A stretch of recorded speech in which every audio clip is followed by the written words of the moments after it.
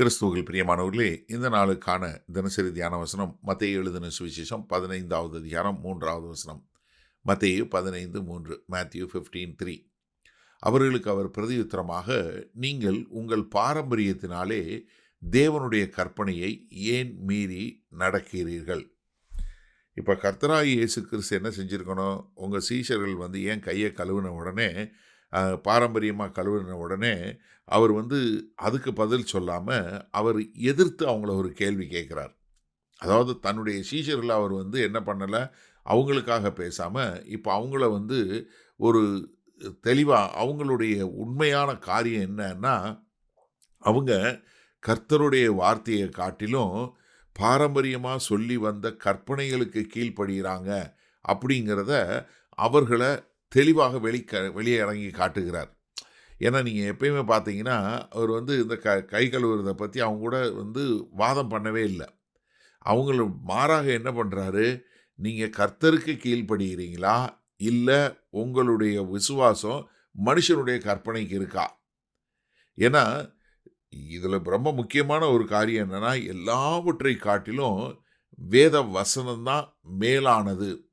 அது என்ன பண்ணக்கூடாது, நம்முடைய பாரம்பரியமோ நம்முடைய சடங்காச்சாரமோ எதுவுமே அதை மேற்கொள்ளக்கூடாது என்று சொல்லக்கூடியதாக. ஏன்னா பழைய ஏற்பாட்டிலே 1 சாமுவேல் 15வது அதிகாரம் 22வது வசனத்தில் ஆண்டவர் தெளிவாக என்ன சொல்லி கொடுத்தாரு, பலியிடுதலை காட்டிலும் கீழ்ப்படிதலே மேல். எது? நீங்கள் 1000 பலி கொடுக்கறத காட்டிலும் கர்த்தருடைய வார்த்தைக்கு கீழ்ப்படிந்து நடப்பது தான் மேல். ஏன்னா இவங்க என்ன பண்ணாங்க, ஏசாயா 29:13 சொன்னது போல வாயினால் கர்த்தரை துதிக்கிறாங்க, ஆனால் அவங்க இருதயமோ ரொம்ப தூரமாக இருக்கக்கூடிய ஒரு காரியம். தீத்துக்கு எழுதும்போது தீத்து 1வது அதிகாரம் 13வது வசனம் தமிழில், இங்கிலீஷில் 14வது வசனம், இந்த சாட்சி உண்மையாய் இருக்கிறது, இது முகாந்தரமாக அவர்கள் யூதருடைய கட்டுக்கதைகளுக்கும் சத்தியத்தை விட்டு விலகுகிற மனுஷருடைய கற்பனைகளுக்கும் செவி கொடுக்காமல்.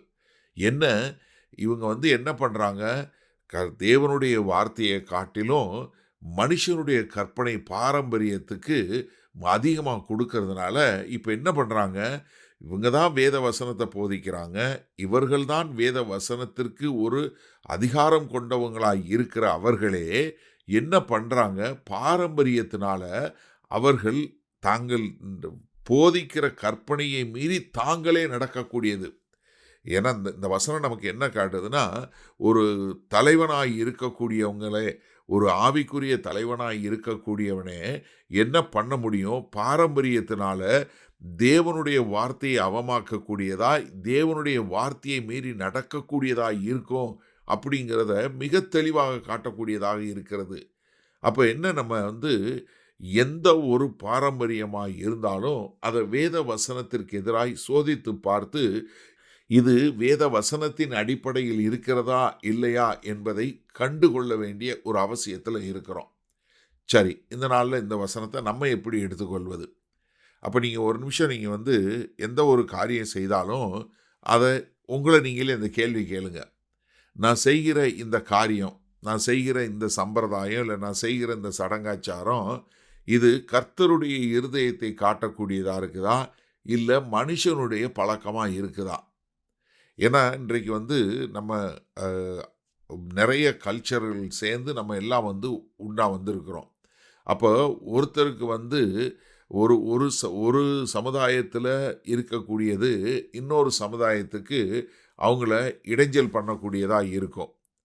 இப்போ நீங்கள் பார்த்தீங்கன்னா, நான் நிறைய ட்ராவல் பண்ணுறதுனால பார்க்குறேன். இப்போ போலந்து இந்த மாதிரி ஒரு சில ரொமேனியா அந்த பகுதியில் போய் பார்த்தீங்கன்னா, அங்கே உள்ள சபைகளில் இது முடிஞ்சதுக்கப்புறம் இங்கேயும் ஒரு சபை இருக்கிறது. அவங்க முடிஞ்சதுக்கப்புறம் அவங்க என்ன குடிப்பாங்க, பியர் தான் குடிப்பாங்க. ஆனால் அங்கே போய் நீங்கள் காஃபி குடிச்சிங்கன்னா அது மிகப்பெரிய பாவம். ஏன்னா அவங்களுடைய சமுதாய கலாச்சாரம் அந்த மாதிரி. அப்போ ஒரு சமுதாயத்தினுடைய கலாச்சாரத்தினுடைய பண்பாடு இன்னொரு சமுதாயத்துக்கு என்னவாக இருக்கும், தொந்தரவாக இருக்கக்கூடிய ஒரு காரியமாக இருக்கும். இப்போ 2 காரியம் பார்த்துக்கணும். ஒன்று நம்மளுடைய பாரம்பரியம் கர்த்தருடைய வார்த்தைக்கு மீறுதலாக இருக்கக்கூடாது. 2வது என்னென்னா, நம்மளை கேள்வி கேட்குறவங்கள, இல்லை நம்ம இது பண்ணுறவங்கள இயேசு கிறிஸ்து அவர்கள் செய்யக்கூடிய ஒரு தவறை அன்போடு எதிர்காட்டக்கூடிய ஒரு காரியத்தை நம்ம பார்க்கிறோம். ஏன்னா, அவர் அவங்க செய்கிற ஒரு பாவத்தை, அவங்க செய்கிற ஒரு காரியத்தை வெளிக்கொண்டு வருவதற்கு அவர் பயப்படவே இல்ல. அப்ப என்ன நம்ம மிக தெளிவாக தெரிஞ்சு கொள்ளணும், அத அன்போட செய்யக்கூடியதா இருக்கணும்.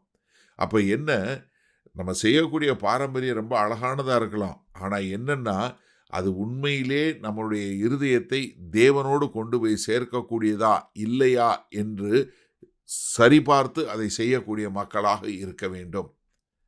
வல்ல பிதாவே, இந்த அருமையான நல்ல நாளுக்காய் நன்றி, நல்ல வேளைக்காய் நன்றி.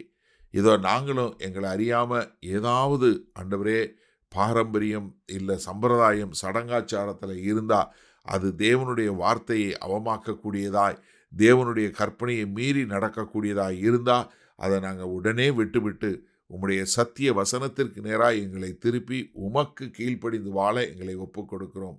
இயேசு கிறிஸ்துவின் மூலம் பிதாவே, ஆமேன். கர்த்தர் உங்களை ஆசீர்வதிப்பாராக. நாம் இன்று மாலை மண்ணால சந்திப்போம்.